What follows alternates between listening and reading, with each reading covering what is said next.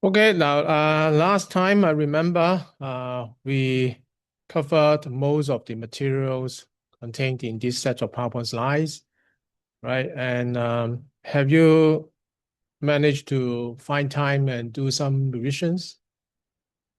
Have you done any revisions? Any questions so far? If no, I remember I stopped somewhere here, right? Here, okay? I said this part is it contains some very important concepts and information. That's why I reserve it to be explained to you in more detail in this class, right? Okay. These are, I would say, these are two different terms, right? The first one, do you know how? I think this one, many of you know how to pronounce it, right? But this one may appear to be quite not common, I would say, to many of you, right? So now, the first term is called racial decidendi. So the words here are in italics. Now, in many cases, the words appear in italics, meaning uh, they are not ordinary English words. Many of them are Latin, Latin. That means those words which are from the very, very old days, which were not originated from English terms. And in studying legal knowledge, legal studies, in many cases, we will come across this kind of Latins. So ratio descendendi, and this one is obiter dictum. So again, it's also Latin. So what do they mean? Now, if you still remember, we talk about law reports, right? Law report meaning decision law, right? And those are laws made by the courts, by the judges. So those are the decisions from the courts. So a court decision usually has two parts. So when you read a law report, if you are clear-minded enough, you should be able to identify these two parts from the law report. So the first part is ratio, the other part is obiter. So in short, so in full is ratio decidendi and obiter dictum. So ratio decidendi refers to the legal principle applied in the deciding case, in deciding a case. The legal principle applied. That is what? That is the reason for the court making such a decision. Okay. So this is very important, right? Because when we have a decision from the court, we usually would like to know the reason behind, right? So that is the reason, and it's often more than one ratio in a case. So in making a decision, there could be more than one reason, therefore more than one ratio. Ratio here meaning reason, okay? But this word is a kind of a Latin, okay? And another part that you may be able to identify from a law report is obiter dictum, okay?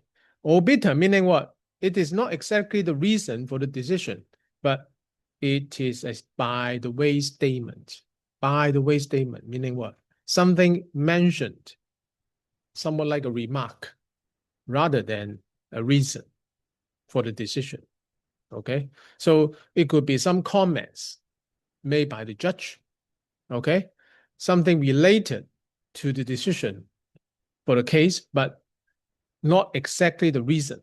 It's something by the way, okay.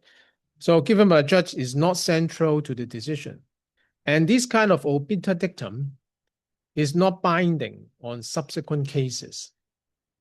Okay, not binding on subsequent cases because they are not actually the reason, but they may have persuasive authority. So that means they may serve as kind of reference and may be able to persuade other people in some future cases, making reference to such obiter. Okay. So doctrine of precedence. Okay. Precedent meaning past cases. Okay. Doctrine meaning like the train. Okay. The cases held in the past, and there could be a chain, a collection, many of such past cases. So it is the principle behind this is what? That like cases should be treated alike. That means if we have similar cases, they should be treated similarly, right? Like cases should be treated alike. That's the principle.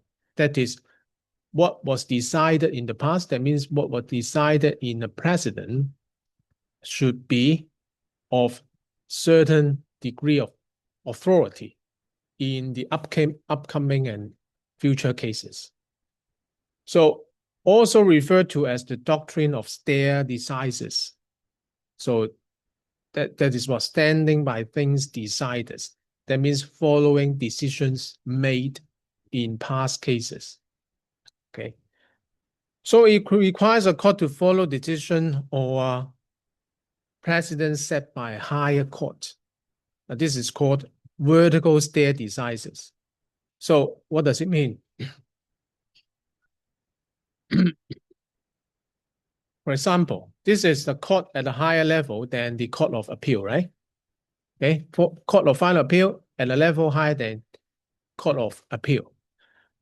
A decision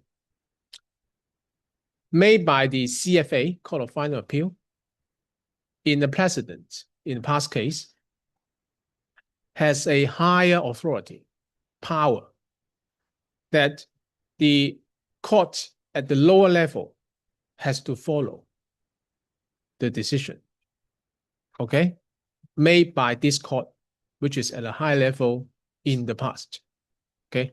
So that means the court at a lower level should follow the decision made by the court at a higher level, okay? That is what we call vertical stare decisis, right? Follow the decisions set by a higher court. Understand? Okay. Then in exceptional cases, not all cases, but exceptional cases, a court may also be bound to follow its previous decision. That means itself, at the same level, okay, its previous decision. Then in such a case, it is called horizontal stare decisis. But for decisions of courts below, a court may refuse to follow them, right? Does not need to, is not a must that the court has to follow the decision made by a court which is at a lower level. So if we go back to this diagram, the court itself, say the Court of Appeal, may follow its own decision in the past, in the previous case, which is similar to the present case, okay, at the same level, okay? But this court does not need to follow the decision of another court which is at a lower level, say CFI, Court of First Instance, which is at a lower level than CA, Court of Appeal. So CA doesn't need to follow the decision of this court, which is at a high level, at a low level. All right, understand? So that's explain what I've just mentioned. What decisions of courts below, a court may refuse to follow them. Okay. All right. All in all, the above contents may need to be updated with any changes in law over time. So, as I said last time, legal requirements, statutory requirements may change over time, need to be updated. So these are references. This one is, of course, the one that you may need to refer to it from time to time because it contains a lot of legal information, like the our legal system here. Okay, it explains to you the different parties, our system, and some legal judgments, some important judgments. Okay, so this is the first choice. This one is publication, although it is from the UK side, but it shows you some examples of building services legislation. And this is the paper 2004 I wrote more than 20 years ago, but still most of the contents are applicable nowadays, still applicable, okay? Of course, there may be some updates on a certain part, small part of the contents there, So it talks about law and building services maintenance regarding statutory requirements. And this is a textbook, the Hong Kong legal system. In fact, there are two textbooks. The other one is the number 6, which is Introduction to the Hong Kong Legal System. And that one, I would say, span the period between pre-1997 and post-1997. That book was published in 1998. This is a very thin book, right? Very, very thin, but well, you can take a look, right? It's not easy to read, okay? This one, number 4, is much thicker, right? Much thicker, but comparatively, this one is easier to read. Okay, number 4 is about both of them introducing the Hong Kong legal system.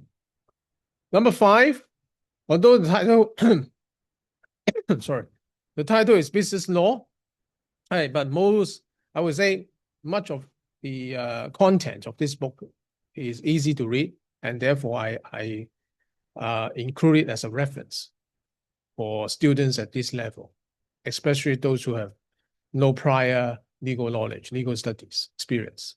Okay, so it covers contract laws, tort law matters, and so on, which we will talk about in the forthcoming lectures. Okay, number 5. Okay, any questions?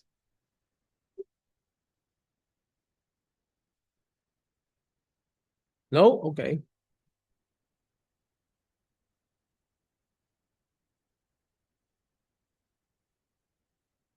Then let's start our first chapter, first lecture on contract law for FM. Okay. In fact, for contract law for FM, you'll find from the Blackboard, I have 3 sets of PowerPoint slides. This is the first set. So from this lecture, I will introduce to you what contract law is about. Then I would further explain to you the different parts. Those are the fundamentals of contract law, nature of contract, elements of contract. And among the elements of contract, these are the 2 of the fundamental ones, offer and acceptance. Okay. So why do we need to study contracts, contract law? Because, say, in facility management, we often have some works contract outsourced, requiring contractor to provide service, FM services. That's why very often we need to deal with contracts. Okay. So contracts not only around our daily life, for example, when buying food from a supermarket. Well, in fact, when you buy some food, say buy sandwich, buy bread, right, or soft drink from the supermarket, you're actually making a contract with the supermarket. Although you don't need to sign anything, right? But still that is a kind of, that transaction is through a contract.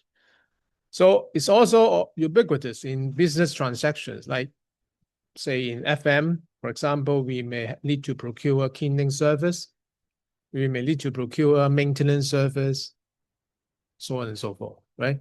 Various types of services, usually or very often procured through contracts. So that's why FM practitioners need a clear understanding of the law governing contracts and need to be clear about the rights and obligations under contract.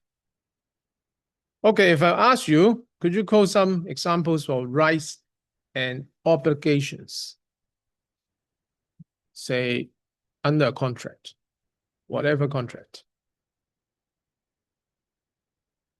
Any suggestion? Rights, obligations. Do you know these 2 terms? You know what rights means, right? Obligations means?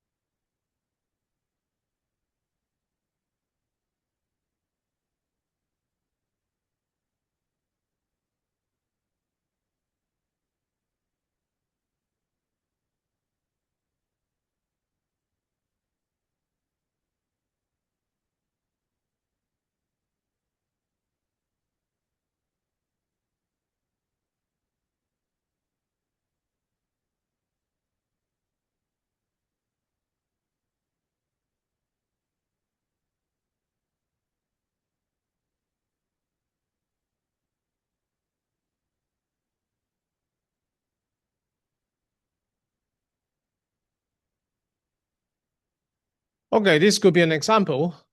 A building owner having a contract with a building maintenance contractor. Right is to receive maintenance service from the contractor, right? Obligation have to pay the contractor for the maintenance service, right?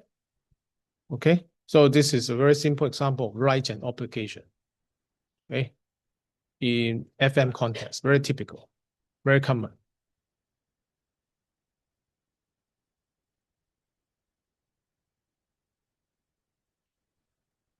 So in this series of lecture notes, I will explain to you the nature of contract, essential elements of contracts, contract types, terms and conditions, some exemption clauses, where I believe many of you have come across these kind of exemption clauses, and I would share with you some more details about this exemption clause. Vitiating elements. Yes? Not sharing? Okay. Thanks for reminding me.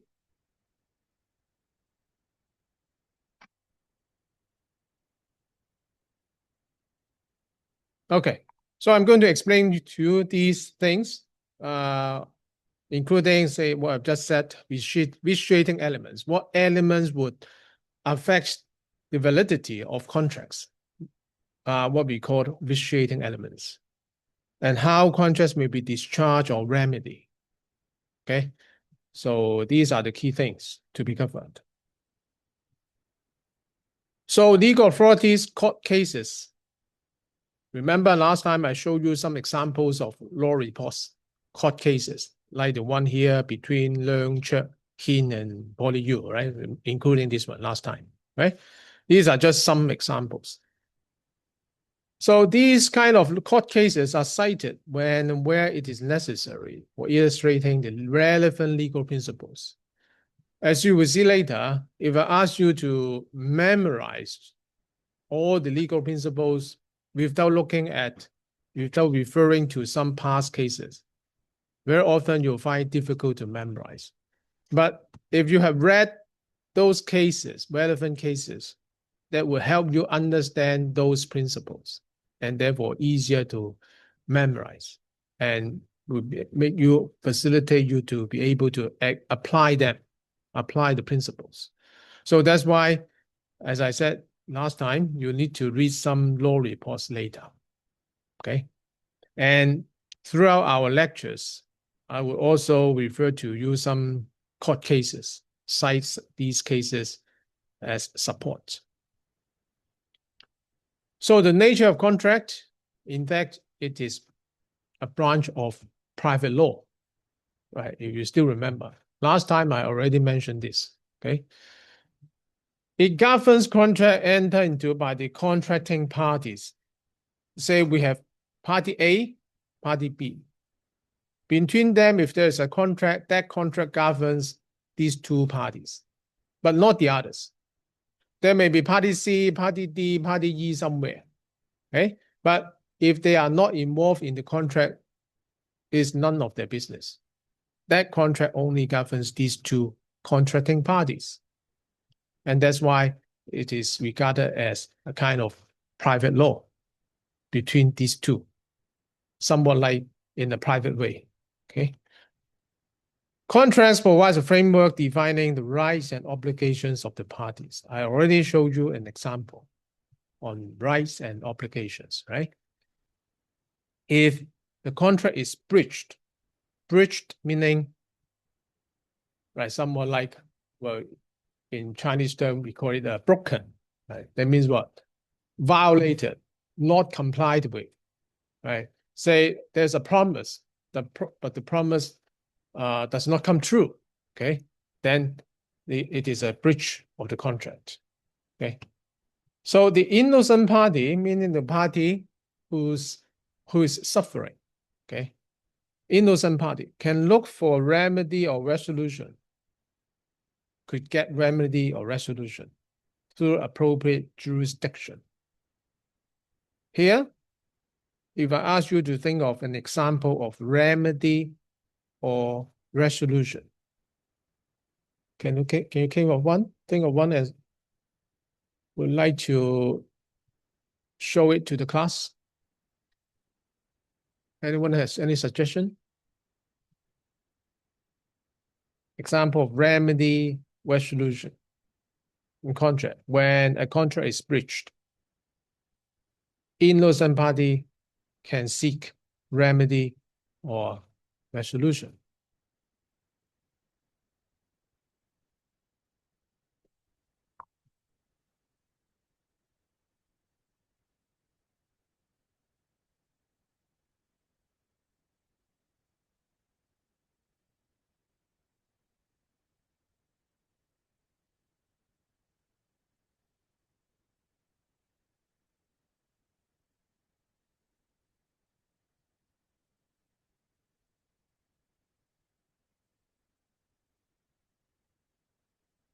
This is an example.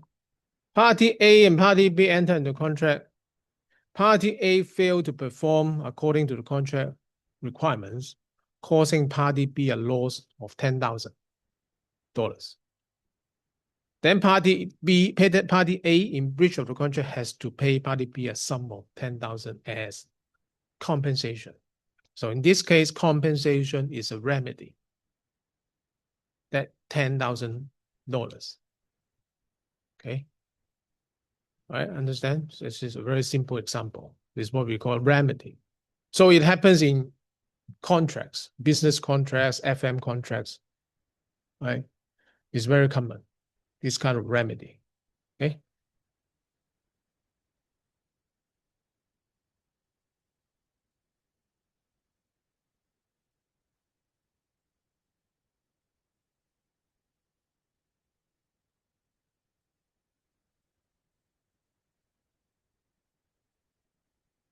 Then if I ask you, any legislation in Hong Kong on contracts, any ordinances on contracts.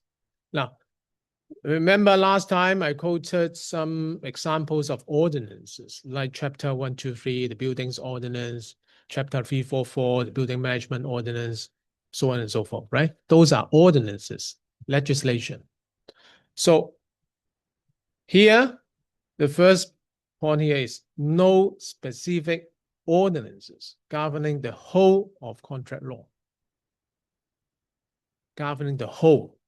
Now, it doesn't mean that no ordinance at all. Just mean that no specific ordinances governing the whole. Now, this is the keyword, the whole of contract law. Okay. Various governances imposed by the following ordinances on contract, on certain parts related to contracts. For example, we have the Sale of Goods Ordinance, in short, SOGO. SOGO. Right, that's the short form, SOGO. Okay. This ordinance governs what? Governs contracts dealing with goods. Goods. Then you may ask, what sort of goods? All chattels, personal, other than things in action and money. The term includes embalmment, industrial growing crops, and so on. Now, these are goods. For example, you go to a boutique, right? Buy a jacket, right? A jacket is a good, right? Then that is governed, right? That kind of contract, sale of a jacket is governed by this ordinance. When you are making a contract with the boutique in buying that jacket, that is a contract, okay? Okay, so then you may need to refer to this ordinance in case of disputes regarding the sale of that jacket, okay? And another example of ordinance governing contracts, certain parts of contracts, is misrepresentation. Chapter 284. It deals with when there is a, for example, untrue or misleading statements of fact being made, say in a contract term or conditions, there is an untrue or misleading statement, right? Leading the other party to sign a contract. Then that party, upon the discovery of such untrue or misleading statement, may claim. Because what? Because that is a misrepresentation, a statement made which is not true. Control of Exemption Clauses Ordinance, Chapter 71. I believe many of you might have come across this kind of circumstance, like when you buy a product, there may be some clauses saying, "Oh, is something wrong with this product?" Right? The seller is not responsible for that. Have you come across these kind of terms? Right? The seller may say, "Oh, I'm not responsible for this. I'm not responsible for that." Right? So those are what we call exemption clauses. So from the seller side, right, for some unfair seller, they would like to exempt this, exempt that, right? But there should be certain extents that those exemptions, if they are reasonable, then they are okay, enforceable. But if they are not reasonable, we must have some sort of control. Okay? That's why we have this ordinance, Control of Exemption Clauses Ordinance. Okay? So one of its purposes is to restrict the enforceability of arbitration agreements.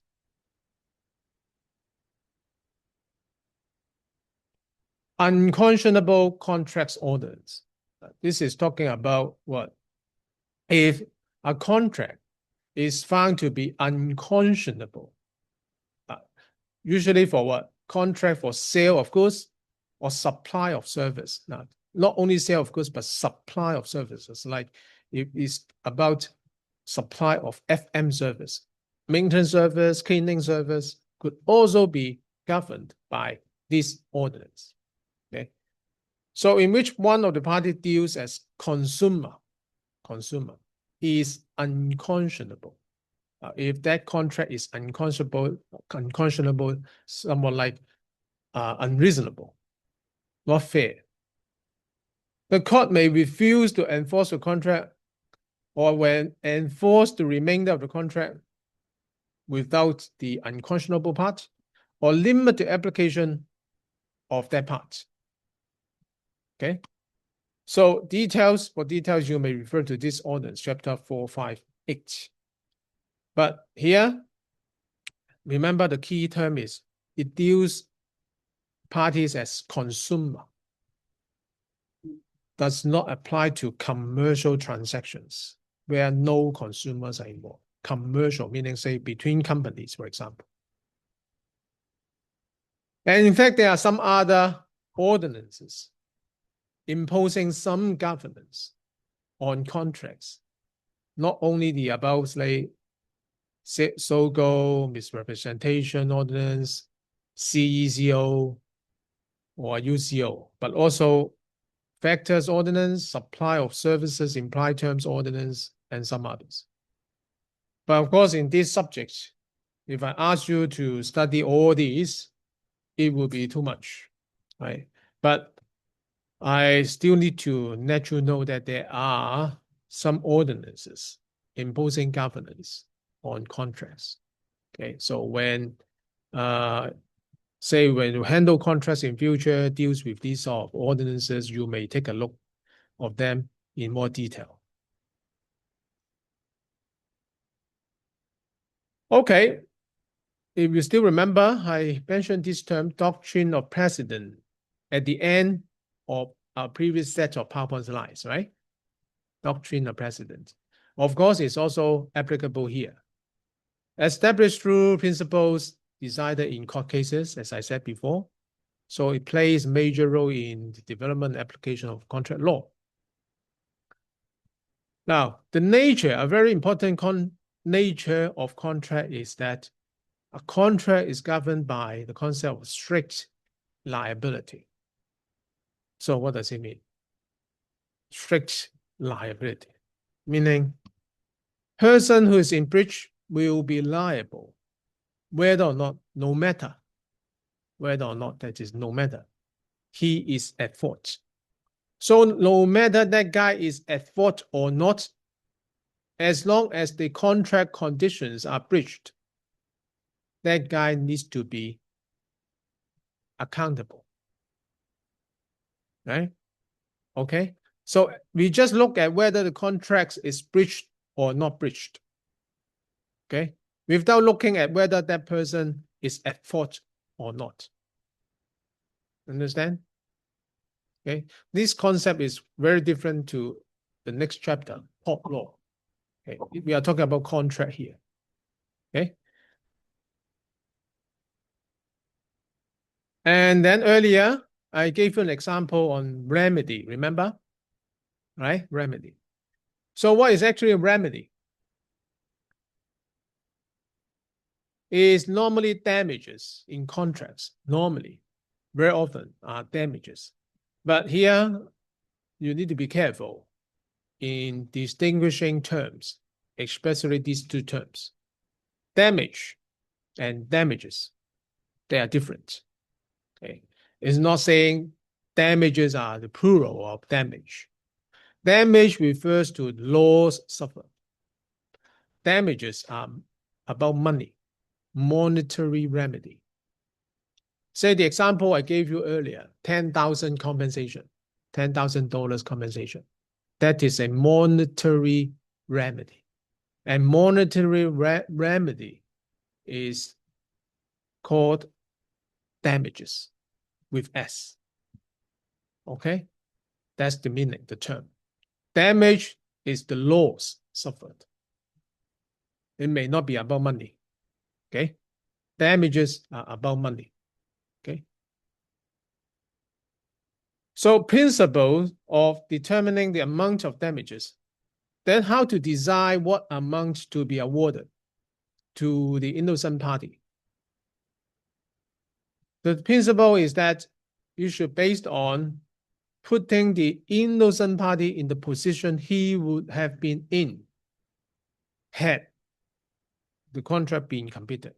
Assuming the contract is completed, you put the innocent party back to the position he would have been in, okay, to decide the amount of damages. Say the example I quoted earlier, remedy, right?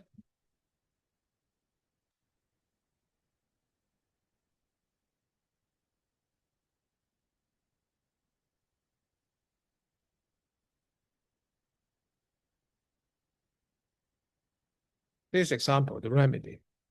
Had the contract been completed, that party should be able to get 10,000. Okay, so therefore, the remedy awarded in this case is 10,000.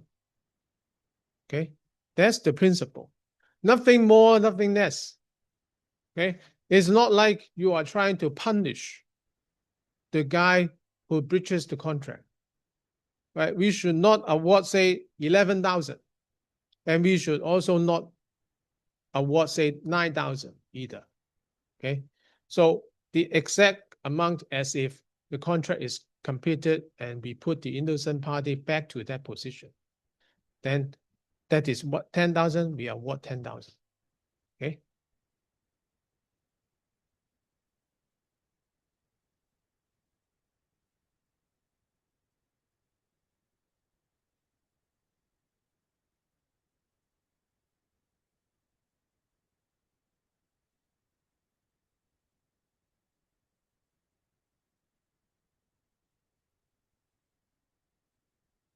Actions in contract must normally be brought within 6 years.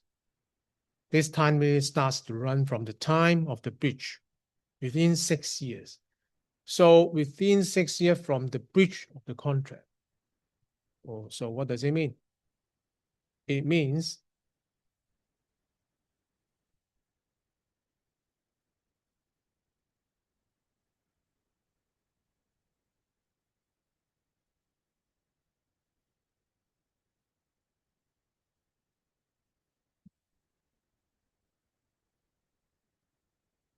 Okay, say this is the timeline.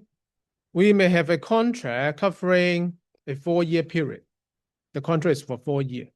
In case the breach of the contract happens here, somewhere in the middle, then counting from this point in time, actions in contract be brought within 6 years. So within these 6 years, this is 6 years, within this period, the action in contract needs to be brought.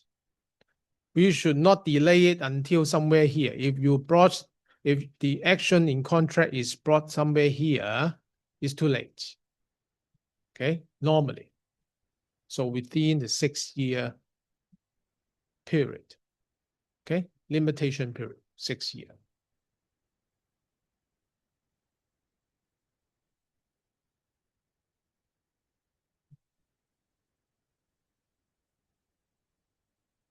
Okay, then we talk about elements of a contract.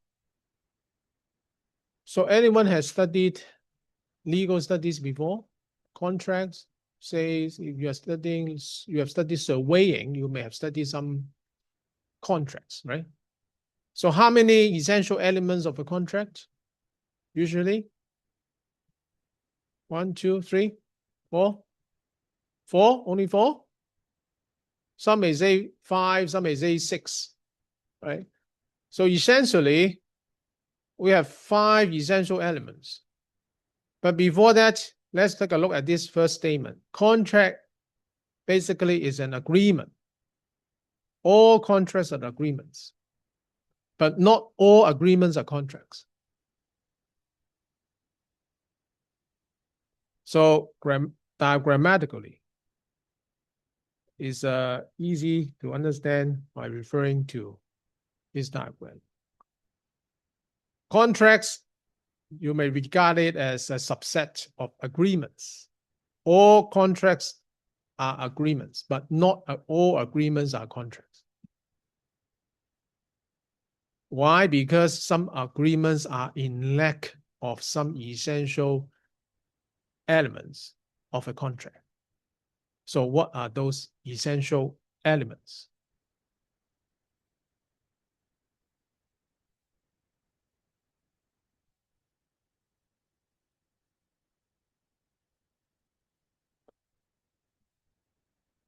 The first 2 essential elements are, number 1, offer. Number 2, agreement, acceptance. Okay, and these 2 making the establishment of an agreement. So basically, as long as there's an offer, there's an acceptance, then we have an agreement. But beyond that, we need some more elements.